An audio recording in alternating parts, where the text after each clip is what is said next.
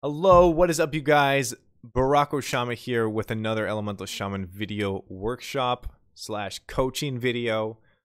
This one is from Soobvilla, sorry, from Area 52. He sent me a video a little over a month ago for his normal Agrimar kill with his guild. Now, I'm really sorry, guys, I haven't put out a lot of content in a little while. That's because I recently got a new job and I started working my ass off trying to get all that set up, and I work full-time currently with that job, so I just can't get out a lot of content with that. But I also switched internet providers, so I will be streaming a lot more often now and bringing out a lot more content for you guys in the near future, very near future. So that being said, that near future is starting now with this workshop video. So let's go over exactly what we see with Soobvilla. We see that he has 30% crit, 26% mastery, and 64% 30% crit, 26% haste, and 64% mastery, 3% versatility. He's rocking the 4 set. There goes his ready check. Actually, what is... Okay, so he's got 985 Norgannon's prowess. What is his accolade catalyst? Oh, he's got a 950 heroic warforged acrid catalyst injector. That's nice. Very good. He's got the crit mastery ring, the haste mastery ring from A&R, I believe. Deceiver's blood pack boots, tier pants, and the smoldering heart legendary gloves. I actually really recommend that you replace some of your rings, because haste mastery ring, dude, is not good at all. I know it's probably the best one that you got out of there, but I will tell you now, it's really not a good ring. It has no good stats on it. Like, haste is okay, but you want a lot more crit. You have 64% mastery right now, and that's a lot of mastery. And it's probably because of that ring. Your 2 rings are giving you at least, like... Geez, I want to say at least 10% mastery. Just from those 2 rings. That 10% mastery could have been put towards a lot more crit. Or even a lot more haste. Or even versatility. Those 3 stats are way better. Anyway. Let's get into his fight.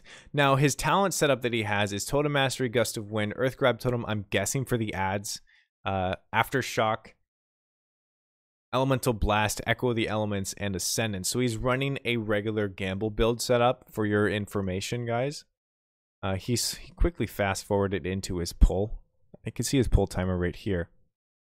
We're going to quickly just go back to the 2 seconds, 2.9 seconds. Now, 2.9 seconds, 3 seconds, right? When your pull timer reaches 3 seconds, that's immediately when you're starting your opener, right? You're not waiting until the pull. You're not waiting until 1 second. You're popping your pre-pot, you're using your fire elemental without targeting the boss, and then you're pre-casting Elemental Blast. Unfortunately, that's not what Soobvilla does here. He waits until about 1 second to start doing that. But that extra second, in the long run, it's better. So I recommend doing that instead.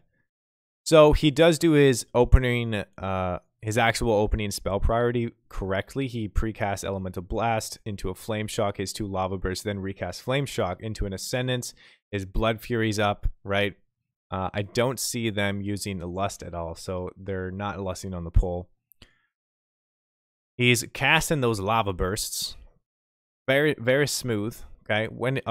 Okay. I'm going to tell you right now, you definitely do not want to be casting Earth Shock. I'm glad I caught this earlier in your fight. You don't want to be casting Earth Shock while you're in Ascendance at, like, your gamble value Earth Shock rating. So 75 Maelstrom is not the rating of Maelstrom that you want to be casting your Earth Shock while you're in Ascendance. You want to be capping your Maelstrom, getting close to that. Not really capping it. Sorry. I take that back. You want to be getting very close to your cap, like 126. Sorry, that's for me because I have the Archway necklace. 120 to 124 is like your sweet spot for your Earth Shock while you're in Ascendance. You want to be really getting close to your cap rating, because if you're in Ascendance, you obviously want to stay in Ascendance as long as you can. And those Earth Shocks are going to be hitting like trucks if you're capping your Maelstrom, or not capping your Maelstrom. If you're really You abusing the Maelstrom cap in a Maelstrom. Jesus, I can't even talk. You're abusing your Maelstrom value at higher ratings while you're in Ascendance so that you can probably proc a lot more Ascendance timer and stay in Ascendance a lot longer. I really over-explained that. But you got another Ascendance proc here. That's fine. I'm wondering, what are you going to do with this Stormkeeper charge? Okay. You did use it. Okay, it shows. Hello, Kitty. Are you coming up? Come join the workshop. Okay. Now, we go into the shield phase. In my opinion, I would have saved Stormkeeper for this, and I would have been AoEing the 2 Flames of Tayshalek. Now, you can get 3 bounces of Flames of Tayshalek, even though your Chain Lightning is getting reduced by the by Agrimar's shield. You're still building Maelstrom a lot faster. Unfortunately, because of how spread out these targets are, now you can't Chain Lightning at all. So my recommendation is to save your Stormkeeper for this phase, because you're going to be getting out a lot more value for it. I promise you. So you're going into the second phase right now. Not really second phase, sorry. I guess first phase. We'll call it that. Okay. Just using your normal rotation. So a little bit of a recap on what you've done so far. Your Earthshock needs to be used at the right value when you're in Ascendance, and your opener needs to start a lot sooner. Okay, so now you're in Ascendance again. Charging it, then Lava Burst. You could have actually definitely casted that Lava Burst there, but you decided to move and cancel it instead. That's fine. You have 3 stacks of Power of the Maelstrom.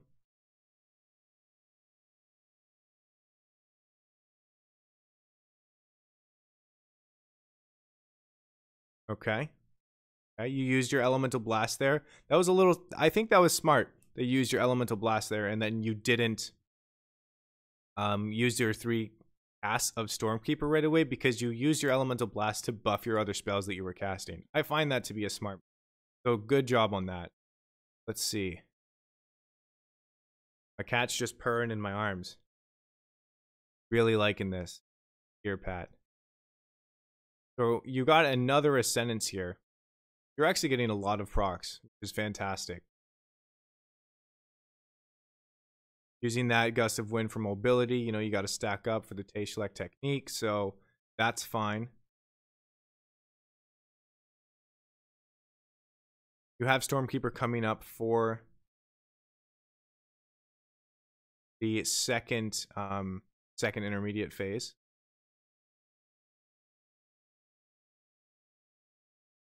Okay, that's almost at 40%. I would have saved again. I would have saved definitely my my Stormkeeper for this phase in particular, because again, the ads spawn right, and you can Chain Lightning right off those ads. Hit 3 targets. Yes, Igramar doesn't get actually dealt damage from that, but the point is your Maelstrom generation is huge, and you're actually Chain Lightning. Your first Chain Lightning cast for Stormkeeper is causing an Elemental Overload to trigger on all 3 targets, so you're getting a lot of Maelstrom from that first initial cast. This goes for everybody. You should always be saving your Stormkeeper for this phase. Obviously, if you know it's going to be a minute between the time that you could cast Stormkeeper, the time that phase 2 is going to happen, you can put a Stormkeeper in as long as it's going to be off cooldown when this phase comes.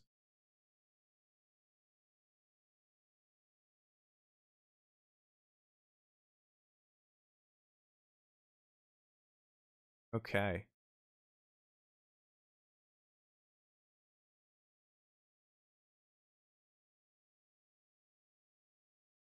Got some boots procs there. That's fine.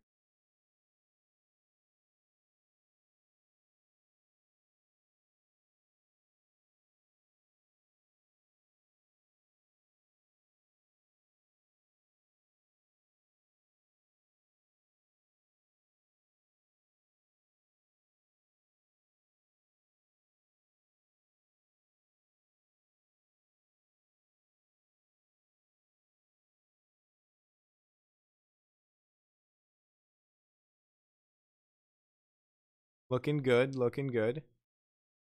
Now, you're not going to have a third phase 2, but you accidentally used a Stormkeeper before your 2 lava bursts.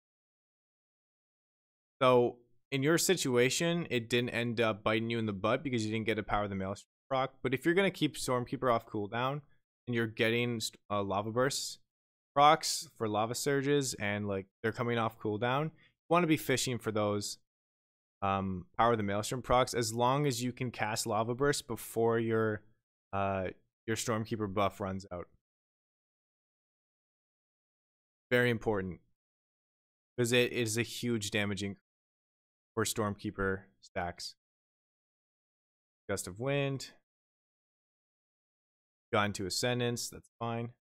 I mean, yeah, that's really fine. And congrats on the kill. Okay.